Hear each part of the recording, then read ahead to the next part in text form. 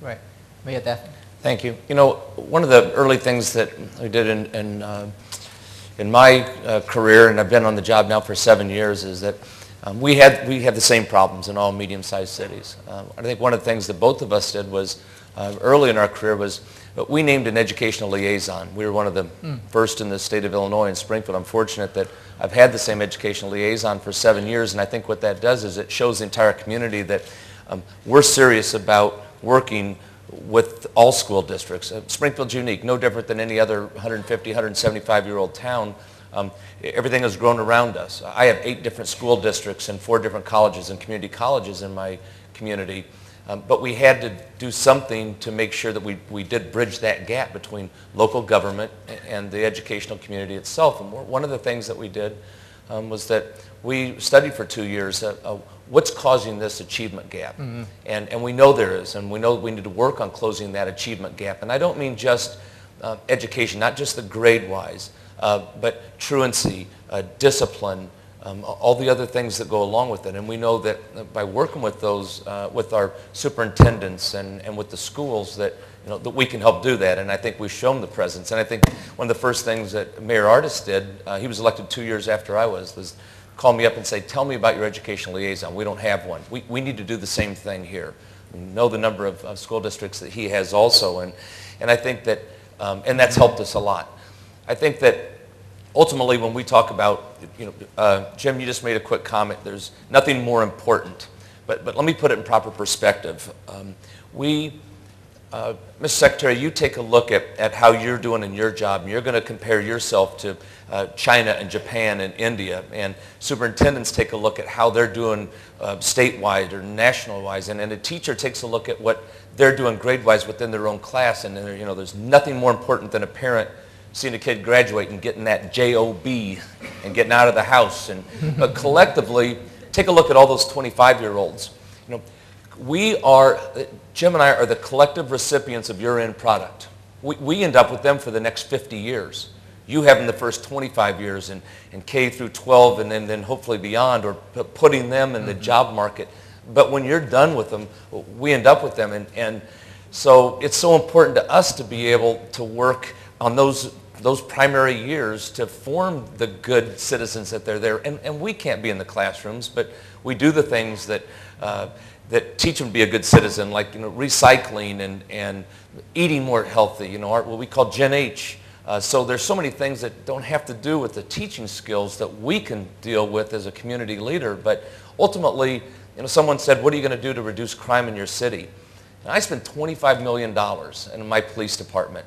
If I could reduce that, where do you start? You start by closing that achievement gap, by not having your numbers at 40% graduation rate, and you graduate more, you're putting the productive people back in there, you're removing the people that we have to deal with my $25 million law enforcement. If I could just reduce that budget by 20% and have an extra $5 million in my community, and that's, I think, the way that we fight crime. We fight it starting K through 12.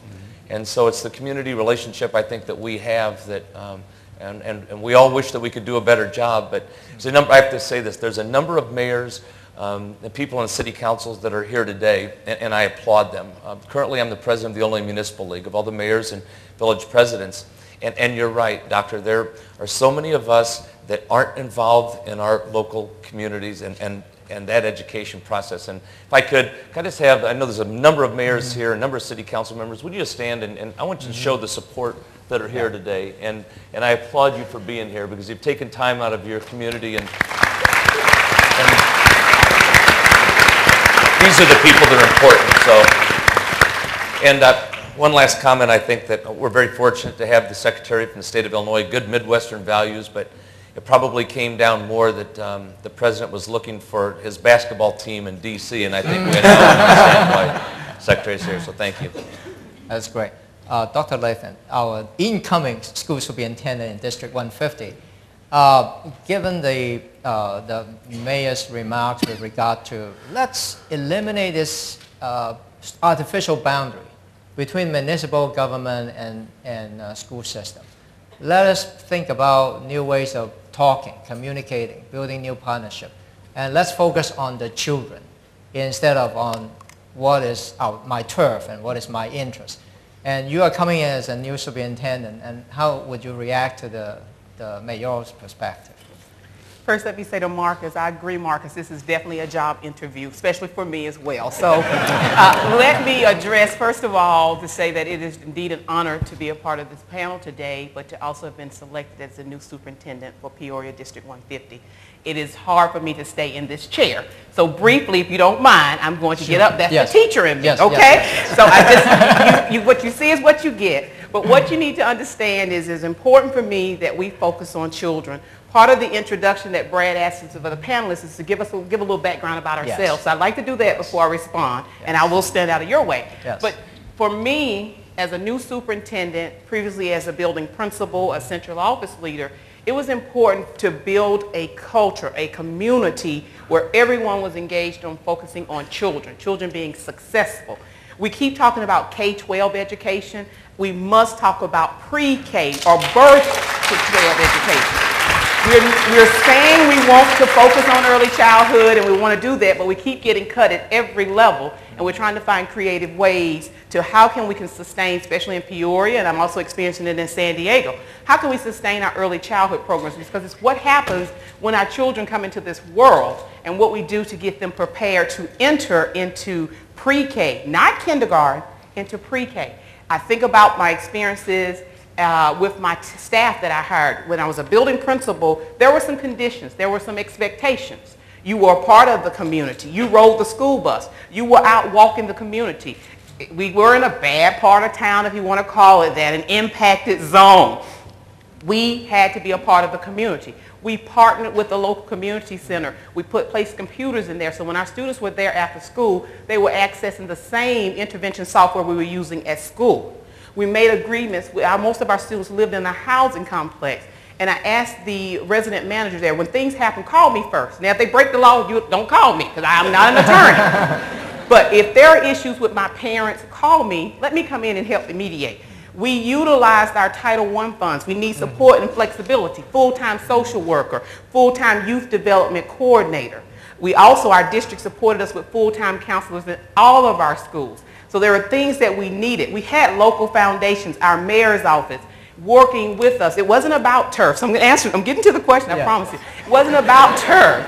It was about working together. It's not about me. I'm the superintendent. I'm the face of the district, but it's what we can do together. I will tell you, as a new superintendent coming in, the school board, the mayor's office, and the community have truly laid the groundwork for us to become a successful district. And we can do that. It's not about the mayor or the educational liaison who's a former superintendent, but he's told me a few things. I think he thinks he's my mentor, and he's adopted me. That's fine, Bill. That's okay. I'll take it. And once again, like the mayor, I'll pay you double what you're making, okay? So it's okay for me, but we need to work together. We need to let our parents know that they are important to us, that our children are important. But for me, in District 150, it's about my principals and my teachers.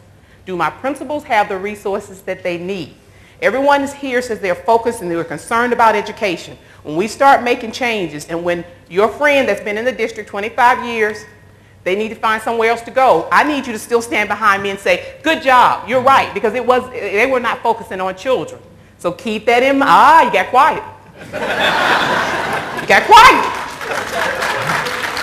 Because we've talked about human capital and working together. Business and industry, if you're not cutting it, Caterpillar execs, I know you're in here. Where's Glenn? You're in here. They're not cutting it. What do? You fire them. Or you reassign them. You put them on an action plan.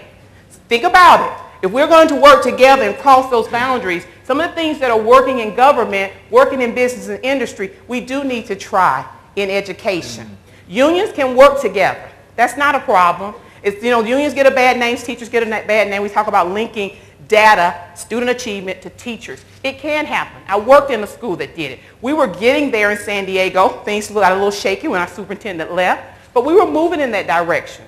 When you look at student achievement data and you link that to teacher performance, what we're saying, teachers, is we're going to provide you the resources you need. Data shows me that maybe you're not really ready to be at 4th grade. Maybe you need to go down and be an early childhood teacher or a 1st grade teacher. And we're going to give you the support you need. Not to kick you out the door, but we're going to develop a plan to work with you. From the mayor's standpoint, we've already talked. We're going to be out in the community. I bought a pair of new shoes. Some of you heard about Bill taking me all through the city the last time. We're going to be out walking and working together. We are going to break those boundaries in the turf areas, working with the local universities, community colleges. We are going to make a difference in Peoria if you're ready to make the difference.